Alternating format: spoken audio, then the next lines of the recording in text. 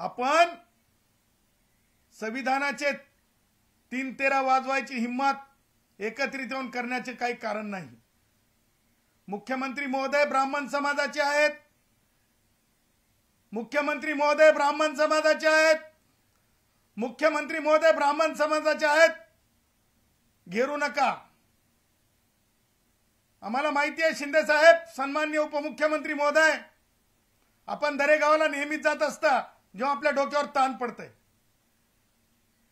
परंतु आपण दरेगावला जाऊन ओबीसींची वाट लागावी असं आपल्यामधून कधीच अपेक्षित नाही, कधीच अपेक्षित राहणार नाही।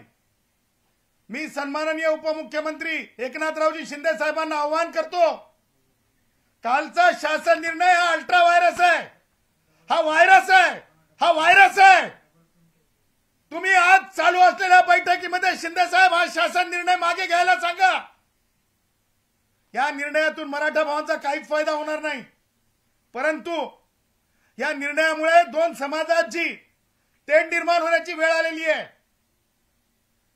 मला सांगा शिंदे साहेब, सामाजिक मागासलेपण जे मी आता माझे भाऊ सांगितले, आज माझा गोसावी भाऊ असेल, माझा कुडमुड्या दोषी ब्राह्मण असेल भटकंती करणारा, त्याचबरोबर माझे इतर भाऊ असतील, या सगळ्या मागासलेल्या ओबीसींवर आपण कुऱ्हाडीनं कट कट कट त्यांचे हक्क तोडायचे का? कुऱ्हाडीनं कट कट कट आरा मशीन मध्ये टाकून जसं लाकूड कापतो तसं कापायचं का? लाकूड कापतो तसं कापायचं का? खाटकासारखं यांना तोडायचं का? भारतरत्न डॉक्टर बाबासाहेब आंबेडकरांनी हा स्पेस निर्माण करून दिला। हा स्पेस शिंदे साहेब आणि राधाकृष्ण विखे पाटील, तुम्हाला मला सांगायचंय, राधाकृष्ण विखे पाटील, तुम्ही 8व्या मंत्रालयामध्ये तुम्ही मला 1 महिन्या अगोदर किंवा मागे काही आठवड्यां अगोदर भेटला होतात, तेव्हा मी तुम्हाला बोललो होतो की तुम्ही महसूल मंत्री असताना मागासवर्गीयांना अंत्यसंस्कार करण्यासाठी स्मशानभूमी सुद्धा तुम्ही दिलेली नव्हती, गायरान जमिनी सुद्धा नावावर पूर्ण होऊ शकल्या नव्हत्या। अशी तुमची महान कीर्ती आहे मागासलेपणाच्या लोकांसाठी, आणि त्यातले त्यात आम्ही तुम्हाला परवा आव्हान केलं होतं राधाकृष्ण विखे पाटील की ओबीसींना आम्ही विरोधक म्हणून आम्हाला बोला। नैसर्गिक न्याय नाही का? जातीवाद आहे का? ओबीसींना बोलू नये का? सन्माननीय धनंजय मुंडेंना का बोलवलं नाही? सन्माननीय बावनकुळे साहेब का नाही सोबत तुमच्या? प्रश्न विचारले जातील। पोट भरलेल्याला डेझर्ट देणं आणि कष्टकरी माझ्या ओबीसी खऱ्या ओबीसींना त्यांच्या हातातला कुटका हिसकावून घेणं हा द्रोह आहे, द्रोह, हा द्रोह आहे, द्रोह, हा द्रोह आहे, द्रोह।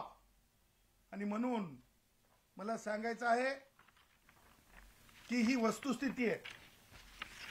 ज्या प्रकारे सन्माननीय छगन भुजबळ साहेबांना रिंगण करण्यात आलं, मंत्रिपदाचा राजीनामा देईपर्यंत, ज्या प्रकारे सन्माननीय धनंजय मुंडेंना रिंगण करण्यात आलं, त्यांना त्रास देईपर्यंत, परत हा त्याचं वजन त्याच लोकांनी सांगितलंय किती किलोचा आहे जरंग्या।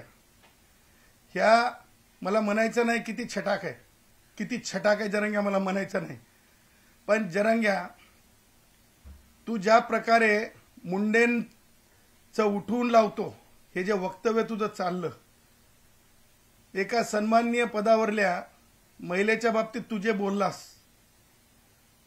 माय बहीण लोकांची काढलीस, धनगर भावांच्या बाबतीत बांबू जाईल म्हणलास, बांबू घातला म्हणलास, बांबू, ते शब्द सुद्धा कमरेखालच्यात बांबू घालू असं जे बोललास तू, ह्या सगळ्या गोष्टी महाराष्ट्र ध्यान ठेवणार आहे। आणि मला हेच म्हणायचं आहे की ह्या गोष्टीचे कॉन्सिक्वेन्सेस कायदेशीर त्याचबरोबर डेमोक्रेटिकली फेस करावे लागतील। आता आपण म्हणाल की फ्रॉड काय आहे, तुम्हाला मला सांगायचंय की माननीय सर्वोच्च न्यायालयाने Jammu and Kashmir public service कमिशनच्या जजमेंटमध्ये सांगितलेलं आहे की जो ऍक्ट असतो, ज्या प्रकारचा रिझर्वेशनचा ऍक्ट आहे आपल्याकडे, रिझर्वेशनचा ऍक्ट ज्या प्रकारे आहे त्या ऍक्टला डायल्यूट करण्याचे अधिकार तुम्हाला नाही आहेत. आणि म्हणून Maharashtra schedule caste, schedule tribe, de notified tribe, विमुक्त जाती, nomadic tribe, other backward classes, special backward कॅटेगरीचा जो कायदा आहे, कास्ट सर्टिफिकेट ऍक्ट 2000, ह्या कायद्याला डायल्यूट करण्याचे अधिकार, ह्या कायद्याला निष्प्रभ करण्याचे अधिकार, ह्या कायद्याला म्हणजे काय म्हणतो त्याला आपण थांबवण्याचे अधिकार कोणत्या म्हणजे एक्झिक्युटिव्ह ऑर्डरनी तशा प्रकारचे अधिकार प्राप्त नाहीत. आणि म्हणून हे भारतीय संविधानासोबत जे आहे एक ऑफिस ऑर्डर काढून, संभ्रमित ऑफिस ऑर्डर काढून जे आहे लोकांमध्ये मत भिन्नता निर्माण होत आहे. आणि म्हणून कालची कृती ही भारतीय संविधानाच्या आर्टिकल 340 या कलमाला जे आहे, ज्या ह्या कलमाच्या स्पिरिटच्या विरुद्ध आहे.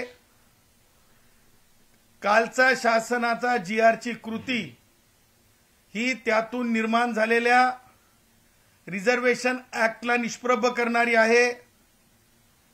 कालच्या GRची कृती ही त्या रिझर्वेशन ऍक्ट 2000च्या आधारे कास्ट सर्टिफिकेटच्या संदर्भातले रूल्स जे 2003 कॉन्टम्प्लेट झाले, त्या रूलवर म्हणजे एक घाला आहे, त्या रूलला बेकायदेशीर ठरवण्याची प्रक्रिया आहे.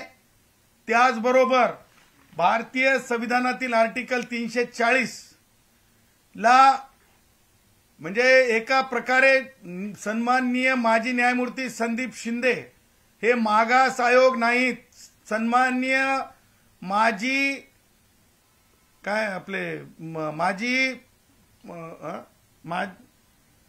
सन्माननीय माजी हे न्यायमूर्ती सन्माननीय शिंदे हे जे आहेत हे कोणत्याही प्रकारे मागास आयोग नव्हते. आणि त्यामुळे त्यांना शिफारस करण्याचाच मुळात अधिकार नाही, त्यांना शिफारसच करण्याचा मुळात अधिकार नाही, कारण मागास आयोगच शिफारस करू शकते. आणि त्यामुळं संदीप शिंदे न्यायमूर्ती निवृत्त